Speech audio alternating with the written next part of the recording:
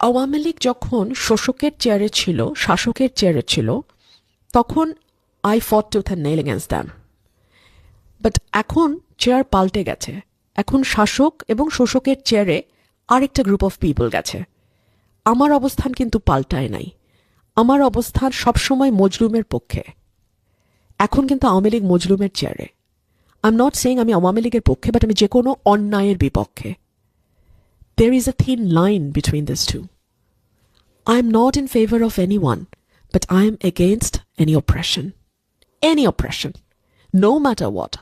আমার খুব কাছের কেউ যদি কাউকে অত্যাচার করে, অপ্রেস করে, অন্যায় করে, আমি ডেফিনেটলি তার বিরুদ্ধে দাঁড়াবো। That is how I am. So এখন যাদের অন্যায়, যারা দেশটাকে অস্থিতিশীল করতে চায়, যারা দেশটাকে ভুল দিকে নিতে চায়, যারা দেশটাকে কিছু মানুষের জন্য অবাসযোগ্য করে তুলতে চায়, যারা বিভেদের রাজনীতি উস্কে দিতে চায়, যারা উগ্রপন্থাকে রাজনৈতিক হাতিয়ার হিসেবে ব্যবহার করতে চায়, এবং সর্বোপরি যারা এই ছোট্ট কিন্তু জনবহুল দেশটাতে মানুষে মানুষে ভয়ানক বিভেদ এবং ঘৃণার চাষ করে একটা গৃহযুদ্ধের দিকে বাংলাদেশকে নিতে চায়, তাদের বিপক্ষে আমি দাঁড়াবই। তাতে আমাকে শেখ রুমিন বলুক কিংবা রুমিন রহমান বলুক, আমাকে বিএনপির নাম ধরে ডাকুক আর আওয়ামী লীগের নাম ধরে ডাকুক, আমার কিচ্ছু যায় আসে না।